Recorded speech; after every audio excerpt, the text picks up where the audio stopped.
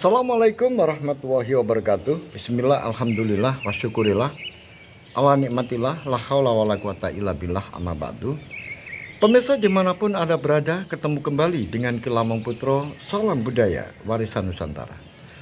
Pemirsa dimanapun Anda berada, di kesempatan ini saya akan melanjutkan keterangan-keterangan saya tentang Gajah Mada, prajurit sejati Kerajaan Majapahit, pasca Gajah Mada dilengsarkan dari jabatannya sebagai Mahamantri Mukhya di Wilwatikta. Pemirsa dimanapun Anda berada, di kesempatan yang lalu dijelaskan bahwa Gajah Sagoro yang diberikan tugas untuk mendatangi Gajah Mada di Sapih Tongas sudah bersama-sama dengan sahabat-sahabatnya berkunjung lagi ke Sapih Tongas, dan kemudian disampaikan kepada Gajah Mada bahwa tidak lama lagi maka Hayam Wuruk akan datang ke Tongas menjemput Gajah Mada dan dipulihkan kembali posisinya sebagai Mahamantri Mukhya di Kerajaan Majapahit. Pemirsa dimanapun Anda berada, setelah janji dari Prabu Hayam Wuruk bahwa dirinya akan berkunjung ke Sapih Tongas untuk menjemput yaitu pamannya Gajah Mada, yaitu setelah kelahiran dari putranya. Oleh sebab itu, beberapa bulan setelah kelahiran putranya yaitu Kusuma Wardhana, maka Prabu Hayam Wuruk memanggil para pembantu-pembantunya untuk mempersiapkan diri pergi menuju ke Sapih Tongas. Pemirsa dimanapun Anda berada, rombongan Prabu Hayam Wuruk benar-benar pergi. Di sana sudah terlihat kereta yang ditumpangi oleh Sang Prabu. Dan kali ini Sang Prabu tidak ada keluarga satupun yang menyertainya. Ibu Suri kedua-duanya tidak ikut, ayahnya juga pamannya, semuanya tidak ada yang ikut. Hanya Gajah Enggon, Gagak Bongol, kemudian Macan Liwung, dan Gajah Sagoro yang kali ini karena didesak oleh istrinya ikut. Maka Rahi Sunelo, istri dari Gajah Enggon, akhirnya ikut karena dia Ganitri, istri dari Gajah Sagoro, menantunya ini sedang hamil 6 bulan. Oleh sebab itu Nyai Rahi Sunelo terpaksa harus mengikuti karena untuk mendampingi menantunya. Pemirsa dimanapun Anda berada, rombongan ada 2 kereta, yaitu kereta yang ditumpangi oleh Prabu Hayam Wuruk seorang tanpa ada pendamping.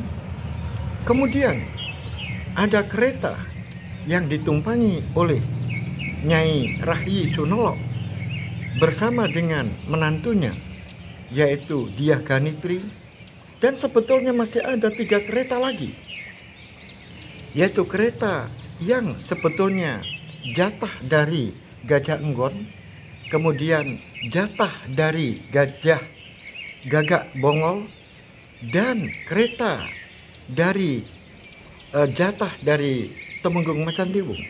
Tetapi 3 kereta ini tidak ditumpangi oleh pejabat penting Majapahit ini, dibiarkan kosong karena Gajah Enggon, Gagak Bongol, dan Macan Liwung lebih nyaman dengan mengendarai kuda. Pemirsa dimanapun Anda berada, rombongan berangkat. Gajah Sagoro, orang yang ditunjuk untuk menuntun di bagian depan bersama dengan Macan Liwung. Kemudian Gagak Bongol dan Gajah Enggon berada di kanan kiri kereta Sang Prabu. Sekali-sekali Gajah Sagoro ini mundur untuk mendampingi di kereta istrinya. Pemirsa dimanapun Anda berada, prajurit yang berjalan kaki jumlahnya 100 orang. Kemudian mereka semuanya yang sedang berjalan menuju ke Tongas dengan kecepatan yang sedang. Setelah rombongan sudah meninggalkan Japana, kemudian berjalan terus ke selatan menuju ke Tongas, ke Pasuruan. Maka di tempat itu kemudian Prabu Hayam Wuruk menghentikan keretanya dan meminta kepada semuanya untuk turun.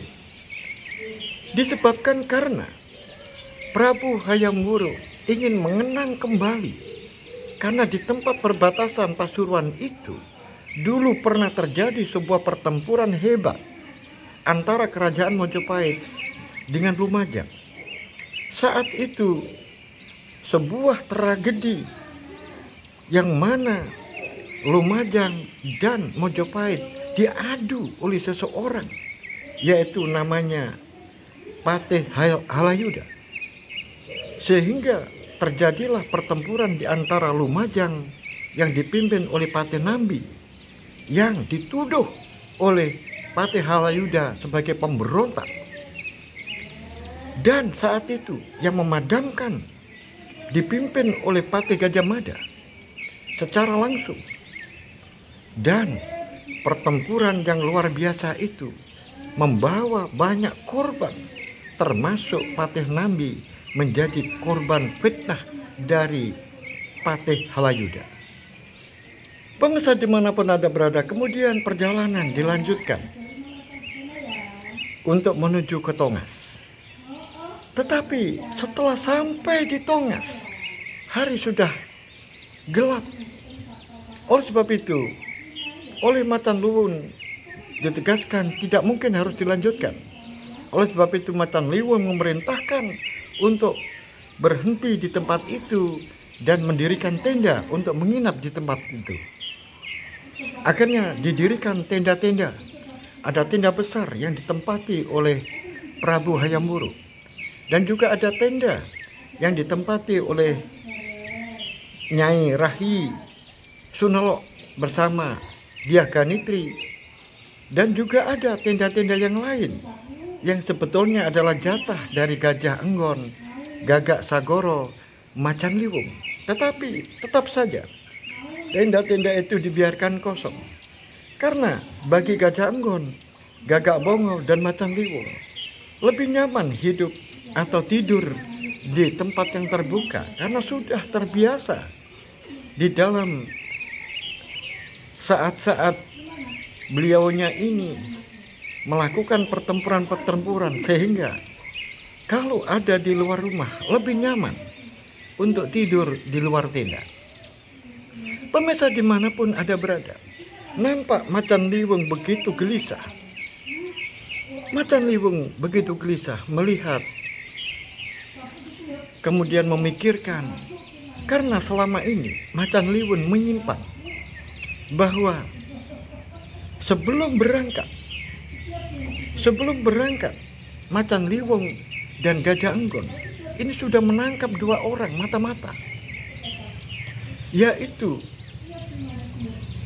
Senopati Birowo dan Senopati Mudro, yang saat itu benar-benar mendesak ingin ikut di dalam rombongan itu.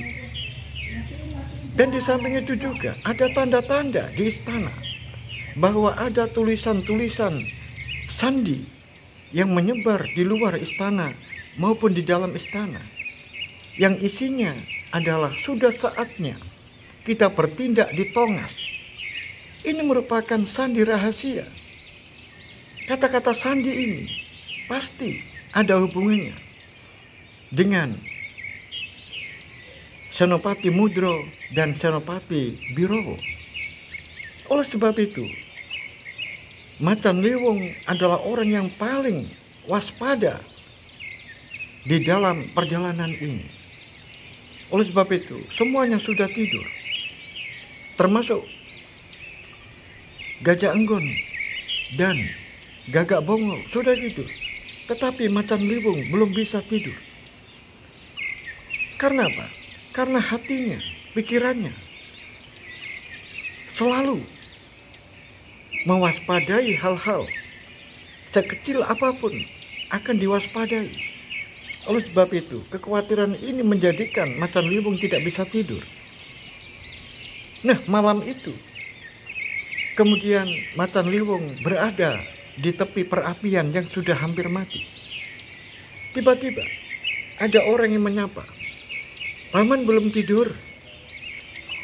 Kemudian Macan Liwung sudah hafal suara itu. Suara itu adalah suara dari Gajah Sagoro, yaitu putra dari Gajah Enggon. Oleh sebab itu, tanpa menoleh,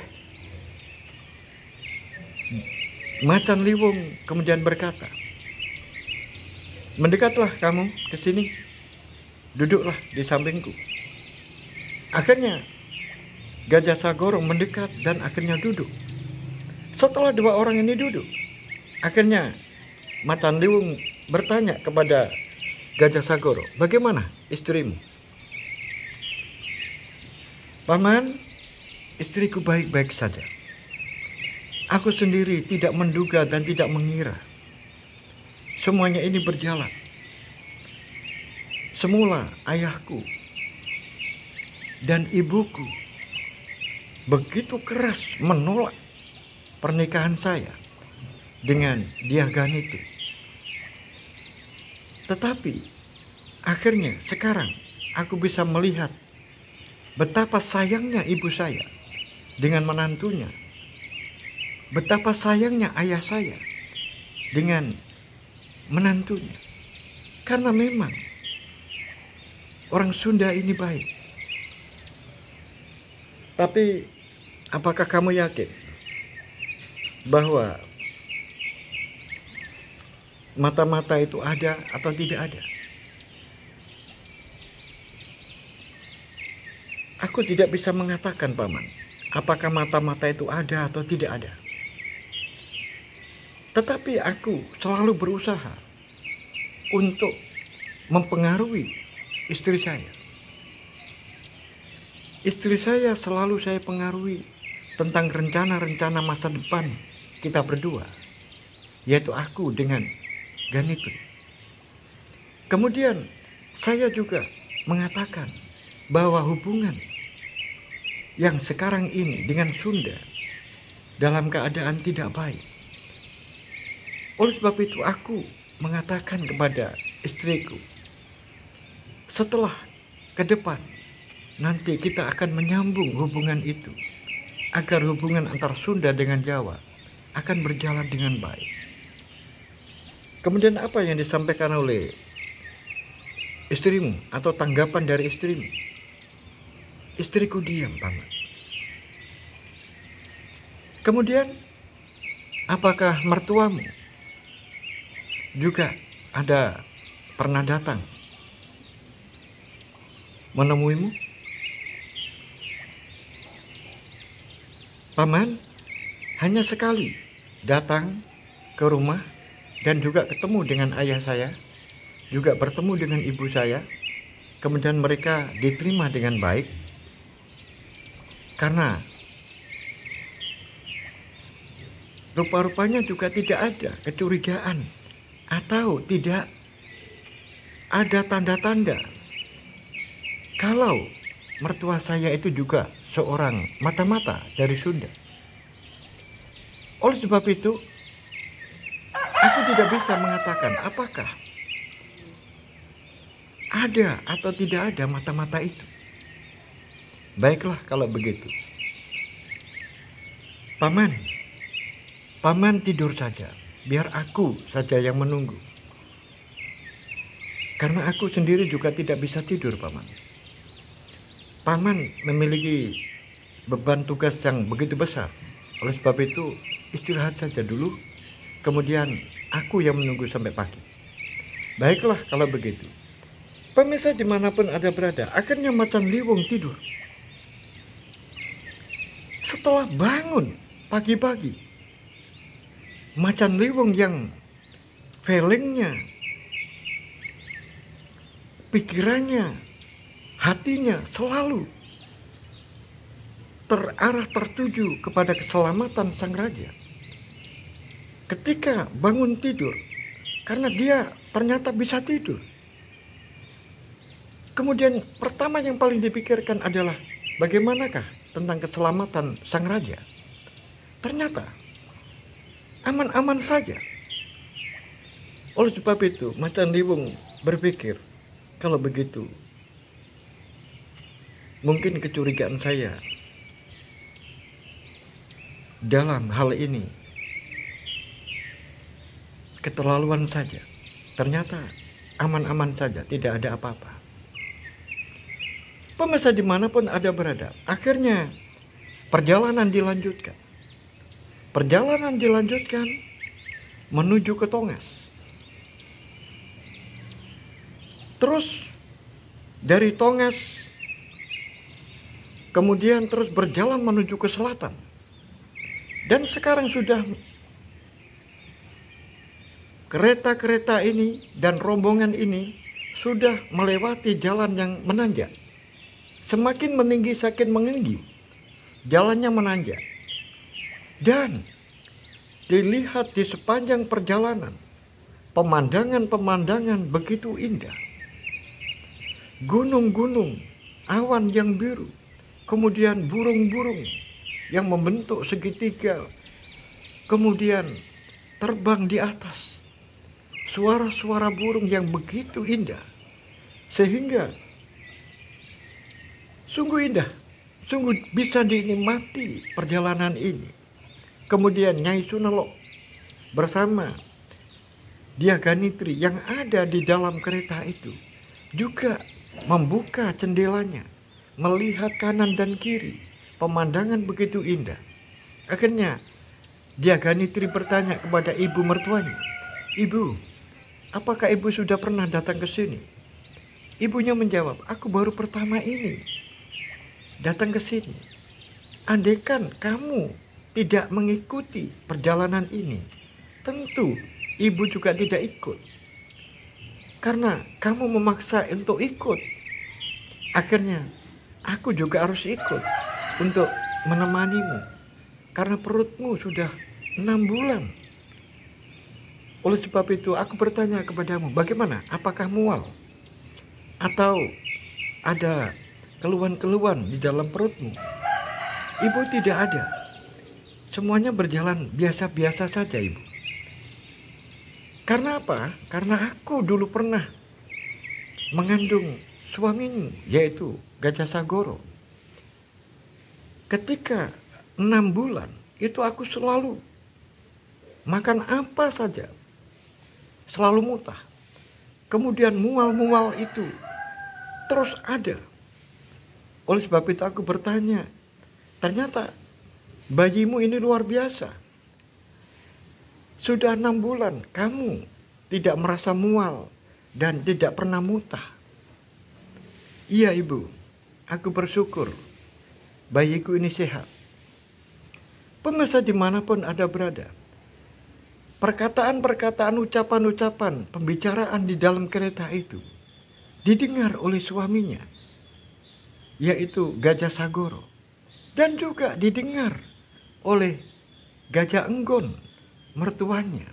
Sehingga mereka berdua, Gajah Sagoro dan Gajah Enggon ini, sungguh sangat senang melihat dan mendengar apa yang telah disampaikan di dalam kereta itu, yaitu pembicaraan antara Diaganitri bersama ibu mertuanya. Pemirsa dimanapun ada berada, tiba-tiba Gajah Sagoro yang ada di depan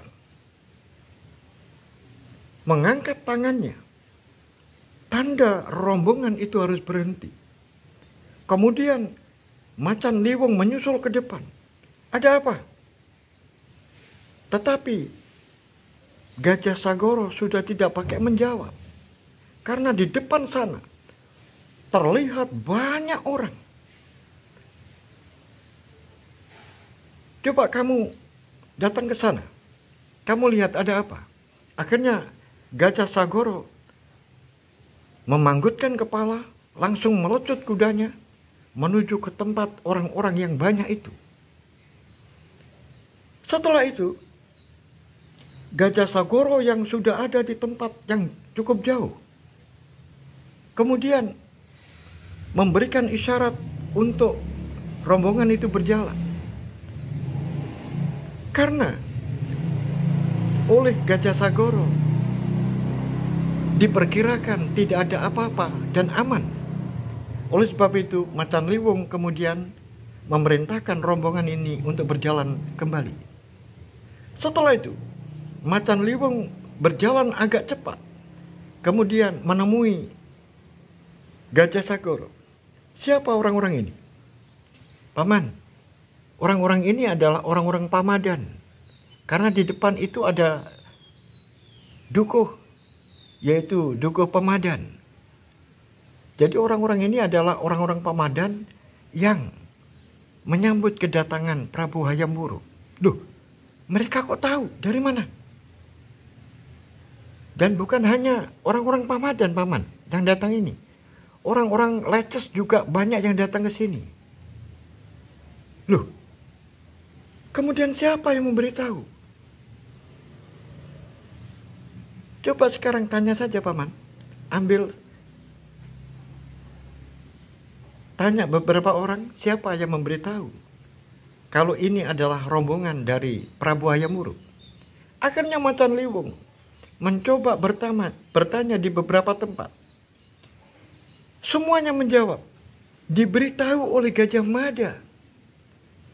Mereka mengatakan, aku diberitahu oleh Tuan Gajah Mada kalau mau ada rombongan dari Prabu Hayam Wuruk, raja kita. Kemudian macan liwung juga mencoba berjalan, memacu kudanya ke tempat yang lain. Jawabannya sama.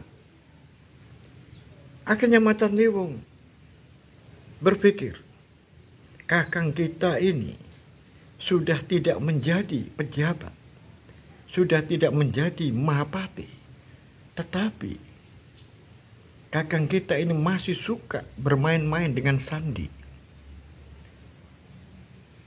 Macan liwung tersenyum di dalam hatinya. Kemudian perjalanan dilanjutkan. Maka tidak lama kemudian ada orang yang berdiri di hadapan sebuah pendopo. Orang ini dengan rambut digelung rapi, tetapi jambang dan jenggot, kumis yang sudah memutih, kemudian pakaian semuanya berwarna putih, seperti seorang pendeta, sudah berdiri di hadapan sebuah pendopo. Dia adalah Gajah Mada, menyambut kedatangan Prabu Hayam Wuruk. Setelah itu rombongan berhenti dan semua prajurit langsung dengan sigap menutup ruang untuk memberikan keamanan raja, dan akhirnya bertemu antara Prabu Hayam Wuruk dengan Gajah Mada. Selamat datang Tuanku Prabu Hayam Wuruk. Selamat datang di tempat saya, Sapeh Tongas. Waduh, jadi Paman selama ini sembunyi di tempat ini? Hamba, Tuanku. Tempat ini indah sekali. Kemudian mana katanya ada 7 air terjun? Oh, Di sana, tuanku, kalau tuanku ingin ke sana, maka akan saya antar. Kemudian Prabu Hayam Wuruk menoleh ke arah Macan Liwung. Kemudian Macan Liwung dengan wajah yang tegang, kemudian menggelengkan kepala. Dan itu juga disaksikan oleh Gajah Mada. Dan Gajah Mada juga melihat ketegangan-ketegangan di wajah Macan Liwung dan juga ketegangan di wajah Gagak Bongol dan Gajah Enggon. Gajah Mada sebagai seorang prajurit yang sudah memahami itu semuanya, maka nalurinya mengatakan bahwa tempat ini tidak aman.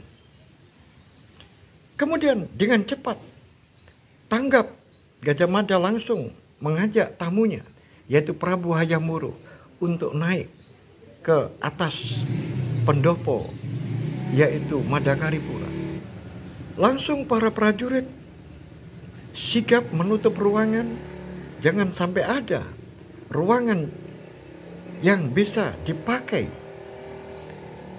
kesempatan bagi orang-orang yang akan menyelakai Prabu Hayam Wuruk atau mencoba mencelakai Gajah Mada.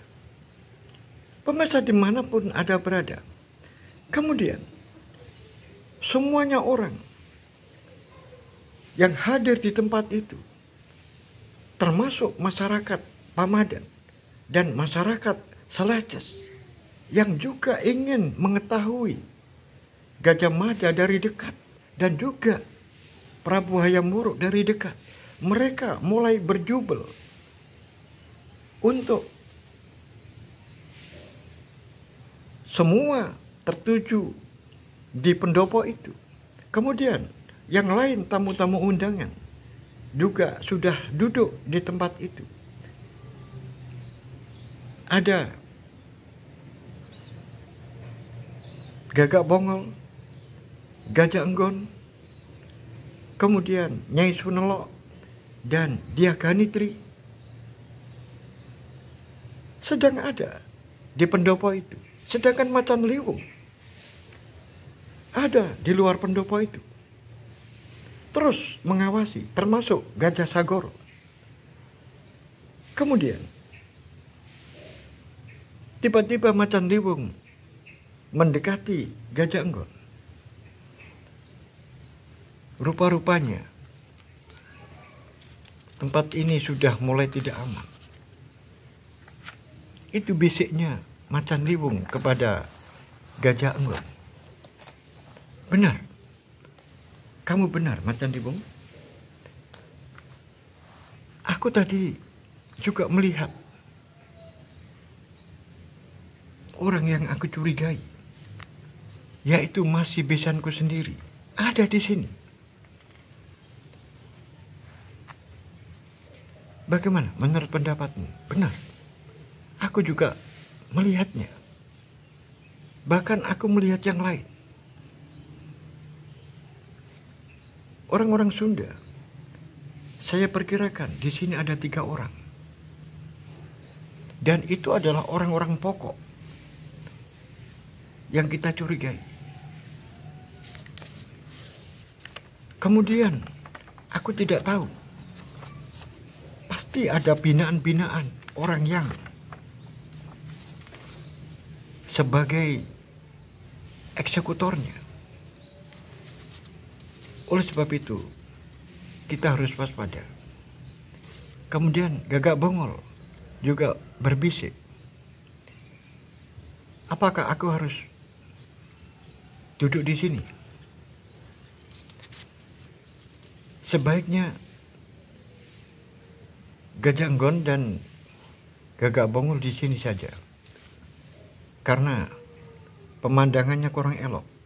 Jika Nyai Sunelok ada di sini, kemudian Diaganitri ada di sini, kemudian Gajah Enggon dan Gagak Bongol tidak ada di sini, itu kelihatannya ganjil. Biarkan aku saja yang ada di luar.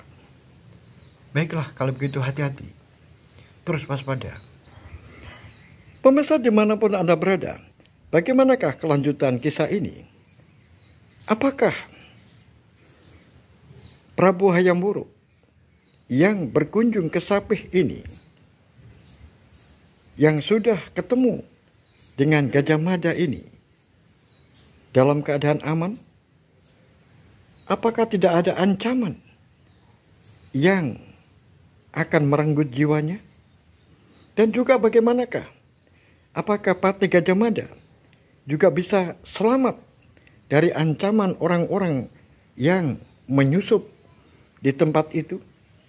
Oleh sebab itu, ikuti terus cerita ini sampai selesai. Akhirul kalam, billahi taufiq wal hidayah, waridha wal inayah. Assalamualaikum warahmatullahi wabarakatuh. Salam budaya warisan Nusantara.